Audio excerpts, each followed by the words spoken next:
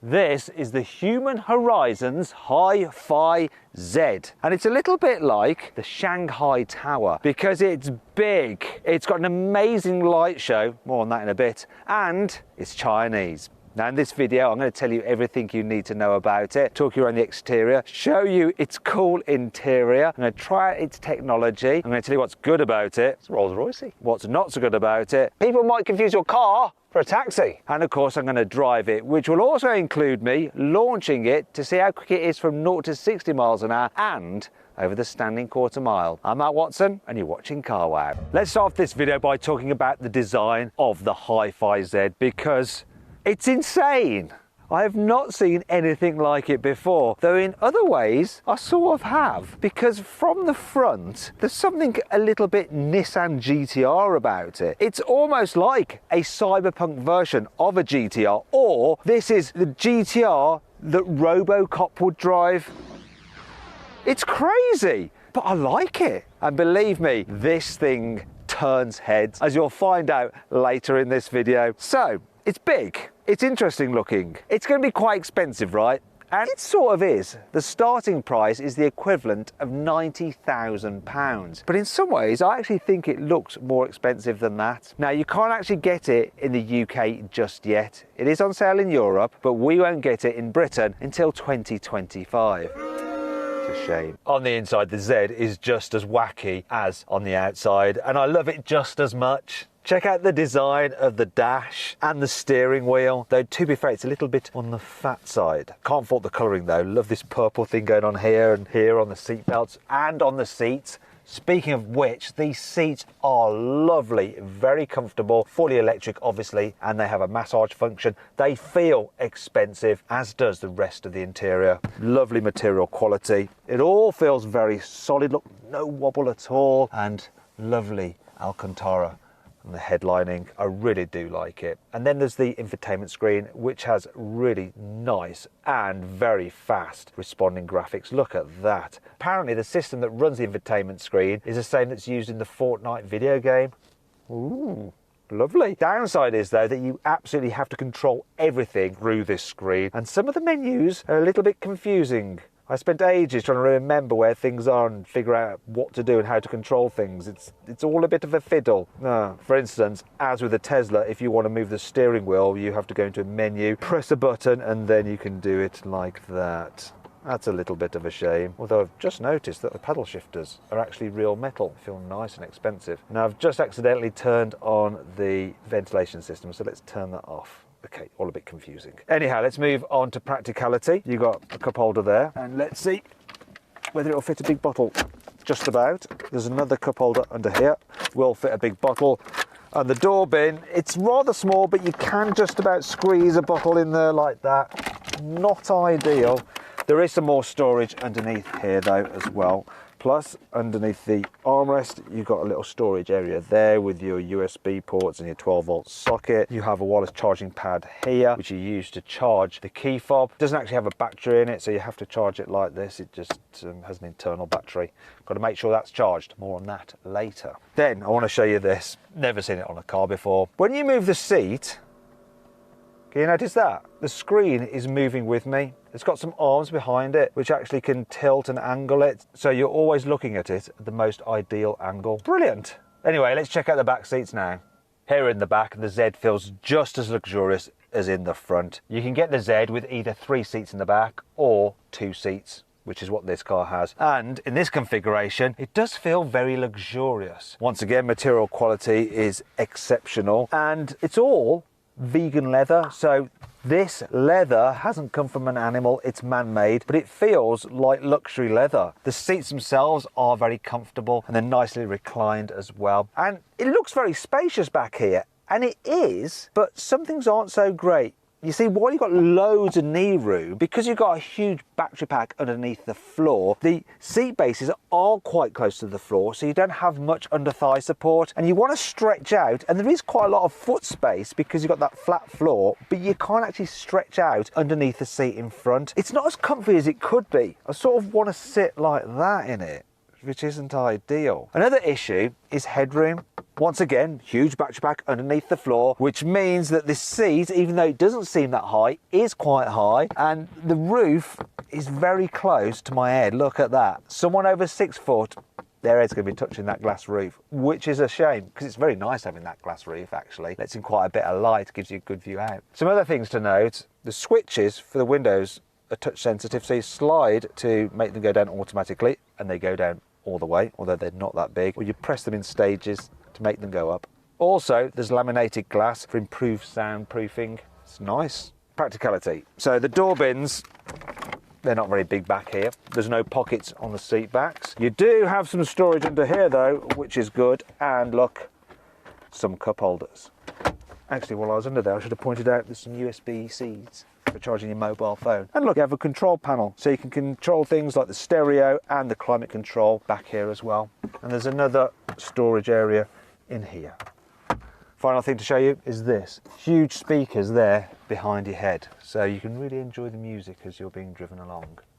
The boot capacity on the Hi-Fi Z is woeful. It's just 316 litres. By comparison, a Volkswagen Polo's is 350 litres, and a Tesla Model S's is over 700 litres. Let's have a look at this boot. I guess at least it's sort of like a squarish shape, but it's not very deep. You do have some storage nets, 12 volt, and the ability to lower the seats from the back, though the problem with the 4-seater version, you can't lower the central part like you probably can on the 5-seater version. I'm assuming that. I haven't seen the 5-seater version. However, you do have a front boot, so surely there's lots of storage under there, right?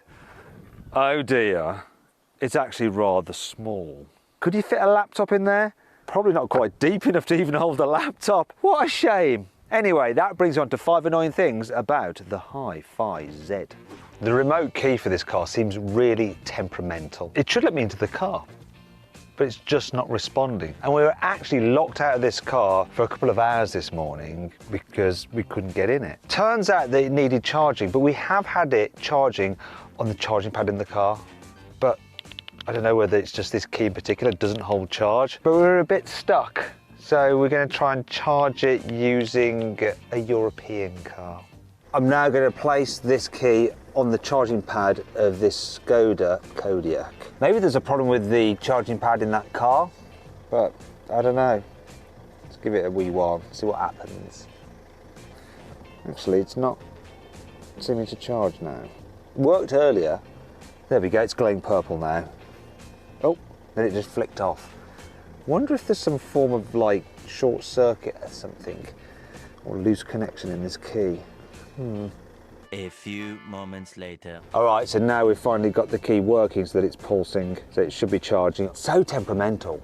Don't know what's going on with it. Much later. Right, I think it might be charged, not sure. Let's find out.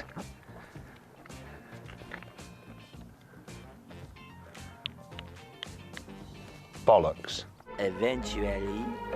I've had another go at charging it. Hey, look. Oh, thank God for that. Oh, really annoying. That could definitely catch you out. While the car's design is very futuristic, this pod looks a little bit plonked on. It actually contains the car's LiDAR system for the self-driving technology. However, it does sort of look a little bit like the light unit that you get on the top of a black cab, which has taxi on it. People might confuse your car for a taxi. The car doesn't have a rear window, which isn't ideal. And to be able to see behind you, you have to use the rear view mirror, which obviously doesn't have a mirror in it because there's no window for you to look through. Instead, you get a camera feed and it then displays on the screen, which is actually what this rear view mirror is. The only thing with that is that you don't get any depth perception through a camera feed like this. Look, it's just all 2D. So it's much harder to judge distances, the cars behind you, using that than if it was just a normal mirror. You can't actually direct the air vents at all manually. They are fixed. Sure, you can go into the menu and choose where the air is coming out of, like there down the side bits, like, or down into the footwells, but you can't actually direct the vent exactly where you want the airflow to go like you can in almost every single other car in the entire world. Don't worry, there's still plenty to like about this car. Here's the carwow 5 core features. All the doors open and close electrically, and you can operate them using buttons on the doors or buttons on the screen. So I'm going to go ahead and open all the doors from here. Yay! And of course, I can close them all in one go. But that's not all. If you want to be very precise with your door opening, you can do this. Select exactly how much the door you want to open opens. Very handy if you're having to open it in a tight space. Let's just shut that again, shall we? Slightly unnecessary, but also very pleasing. The Hi-Fi Z has over 4,000 separate LED lights on its exterior, and you can use them for various things, such as like displaying graphics. So there's a wide range you can choose from, and they'll display here, these panels at the front of the car. Oh, look, a heart. Oh, thank you very much. As well as displaying them here at the front, it'll also display them at the rear. Plus, you can even use the headlights to project images onto the ground in front of you or onto a wall at night. So you can type some text and it'll just display it there before your eyes. Unfortunately, you can't really see it in daylight. But there's something else I want to show you. There's a huge LED panel here running down the side of the car, and when you open the doors, flashes red to warn people. But that's not all you can use that for. You see, you can also display messages on it. So let's see what message the driver has for me. Hello, sexy face. Why, thank you. This car comes with rear wheel steering, and it will turn the rear wheels up to 6 degrees. But the interesting thing is that you're able to turn it off and on. I've never seen that before. It's also got air suspension, which you can raise up by using the chassis lift button like that. Also, I like this feature. So you've got paddle shifters here. Obviously there is no gearbox, but what you can do is choose what they do. So you can have them for energy recuperation, so you can increase or decrease the amount of regen, or you can switch it so that these control your driving modes, and then you can quickly just toggle between your different modes when you're driving along. That's a great idea. Loving all of that. If you don't like the cyberpunky look of the wheel trims, you can remove them to go bareback alloy style. I actually prefer the alloys, I think, rather than these. Though I do like the centre caps on this that like stay upright. Can you see that? Ooh, it's Rolls Royce-y. The car is fitted with a dash cam, so you can monitor and record what's happening in front of you. But you can also monitor and record what is happening here in the front seats. Look, there's me. Hello. And you can also monitor and record what is happening in the rear seats. Look, there's cameraman Lewis. Hello, cameraman Lewis. Does that hurt? Yeah. Oh, fun and games. Choosing which Hi-Fi Z to go for is pretty easy because there is just one battery and motor combination. So the car has 2 electric motors, one on each axle, and combined they put out 672 horsepower and 820 newton meters of torque. The car has a huge 120 kilowatt hour battery pack, and that's good for a range of almost 440 miles according to Hi-Fi. Now at this part of the video I'd open this flap to talk about the charging rate, but I can't because this flap's broken. Someone broke it, and so it's been taped shut. Anyhow, this car will charge on a DC fast charger at up to 150 kilowatts. Now let's see what it's like to drive. So this is the part of the video where I should be assessing what the cars are like to drive in town or in a village. And unfortunately, too many people are stopping to look at the car that I haven't had the opportunity to pull away. Nice car. Yeah, it's got a message for you, look. There's lots of that going on. There we go, here's another person. There are people taking photos of this car like crazy. Oh my god. It's a very beautiful car though. It's different, isn't it? He likes it. Right, now let's see what the Hi-Fi Z is like to drive in town. So, why is it beeping at me? Stop beeping at me. What's the matter? Right. No. What is it? Okay, we don't care about that. I don't know what that beep's about.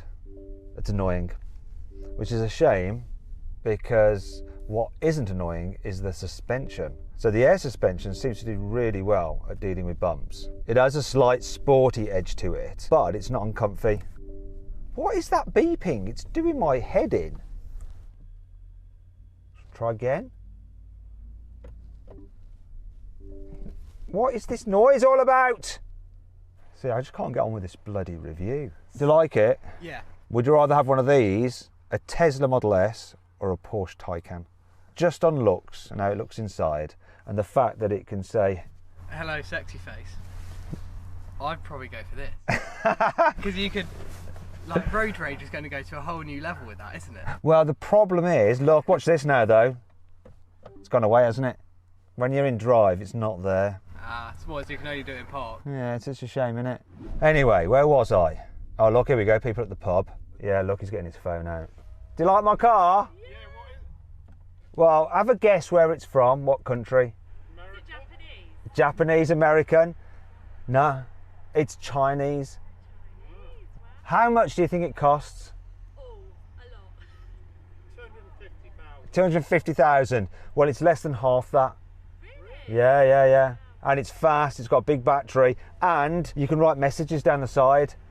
Yeah, I can see that. Yeah. Thing on top, is that safe for hire? Exactly, it looks like it's for a taxi, doesn't it? I'm actually trying to review it, but I can't get on with it because a lot of people want to have a look at it. I'm not surprised, it's pretty lovely. Do you like it? Yeah. Let's have a look inside. Purple. Yeah, I like a bit of purple, I don't like you? this. Yeah, if you just move out the way of the door.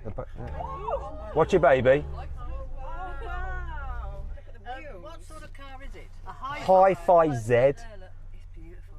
You're lucky. It's different, isn't it? Yeah. Let's have another go at this reviewing malarkey. Oh, look, thumbs up from this chap. People are loving this car. Anyway, back to it. Suspension. It's really, really, really good. Has a slightly firm edge to it, but in a good way. Soaks at the bumps so very well. I've got the air suspension in comfort mode at the moment, but there's 3 different settings: comfort, normal and sport. Now let's see how manoeuvrable it is with that rear wheel steering. Turning circle, 11.4 metres. So I should, oh, I've cocked it. This is my fault and not the car's. This is going to cause chaos. I've got someone in a Range Rover. People in Range Rovers are generally lovely. They're lovely. Lovely people. So turning circle, 11.4 metres. Didn't demonstrate it very well. That was operator error, I'm afraid. It's a little bit more than a Porsche Taycan with rear wheel steering, but a little bit better than a Mercedes EQS with rear wheel steering, and quite a bit better than a BMW i7 with rear wheel steering. So visibility, decent sized door mirrors, good view out the front. It's got quite a low dash. I tell you what I do like though, the brakes. They're really smooth and progressive. Sometimes in electric cars they can be grabby because of the regen effect. And speaking of which, you can actually alter the regen effect, reduce creep on it so it won't keep on moving forward when you have your foot off the brake, and it will one pedal drive, so it will stop if you lift off the accelerator. It's not the most aggressive the way it slows down when you're using one pedal driving, but you can definitely drive around just using the throttle pedal for most of the time, and only in emergencies when you need to hit the brake. Because look there, I'm doing it again, one pedal driving. There, you're ruining it hi-fi, you're still rolling forward. I think it's because we're slightly downhill. Anyway, you get the idea. We need to try out some faster roads though. Let's go find some. Thankfully, there should be less people to interrupt the review. And now, the beeping has stopped. I changed driving mode into sport and it stopped. I can't explain it. Actually, I'm coming out of sport mode and I've put it into custom mode, where I've got sporty throttle response, but more relaxed, softer suspension, because I think that's a better combo. I'm doing about 40 miles an hour. Let's accelerate up to 70 to come into the dual carriageway and see how quickly this thing picks up. Cruising, cruising, cruising, and now I'm going to smash the throttle. Yeah, it's strong. It's not Tesla Model S Plaid strong, but it's still very strong. Noticing a bit of wind noise just from the windscreen, not the door mirror surprisingly. There's hardly any road noise though. That's really well suppressed. Generally though, it seems like quite a comfy car that you could do quite a lot of miles in. Now, I can't actually get the trick computer up on the screen to figure out what the energy consumption is in the real world on this car. I just can't figure it out, just like the beeping noise. Some things about this are just a bit confusing. However, I have driven the Z sister car, the Hi-Fi X, and that was getting 90% of the manufacturer's claimed range. So this, if you apply the same percentage, should be able to do around 390 miles in the real world, which quite frankly is very impressive. And that brings you on to what this car is like to drive on a twisty road. I'm going to put it into sports mode now, which will stiffen up the suspension. Let's see how it does. Got to remember, this is a heavy car, but how will it handle the bends? really well, and impressive traction. You can just haul yourself out of a bend with all the performance and that four-wheel drive grip. And this bit of road is actually really bumpy, and considering how flat the suspension is now keeping the car through the bends, it's dealing with that uneven road surface extremely well. Big round of applause to the suspension in this car. I tell you what, in sport mode, the steering does feel a little bit overly heavy, and there is absolutely no feel through the wheel, so you've got no idea how much grip the front tyres actually have, which is a bit worrying because you can barrel into a corner really quickly and assume that it's going to go round, because it seems to. There might be a point when you lose grip on the front end and you're just going to wash wide, but I think for most people, this will go down a road as quick as they're ever going to want to. It really will cover ground extremely quickly, and it seems to do it in a very calm, relaxed, unflappable way. That bloody noise has just come back. What's that all about? Anyway, the handling. I think it's better than a Tesla Model S, but it's not as good as a Porsche Taycan, but it's still really, really impressive. I don't think you're going to go out for an afternoon blast in it just for the hell of it, but if you are going somewhere and you want to get there quickly across country, this will see you just right and put a bit of a smile on your face with just how quick you can hurtle along. Hi-Fi says the Z should be able to do 0 to 60 miles an hour in 3.8 seconds, but I'm going to find out for myself by using my specialist timing gear. Going to launch it. Yep. That I got off pretty well. 3.8 or 3.87. What's the quarter mile out of interest? Quarter mile, 12.3.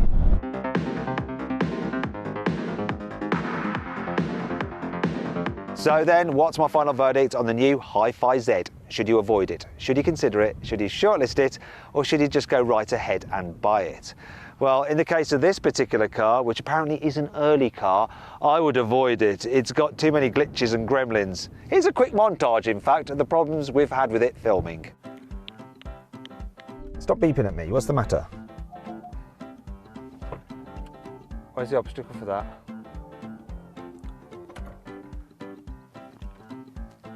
Just shut up. However, if all those issues are just a one-off case isolated to this particular car, I would say go right ahead and buy a Hi-Fi Z. It looks cool, it's lovely to drive, and it feels super luxurious. Plus, it turns heads like no other car I've driven. Anyway, I hope you enjoyed the video. If you did, give it a like. Let me know if you agree with my verdict in the comments below.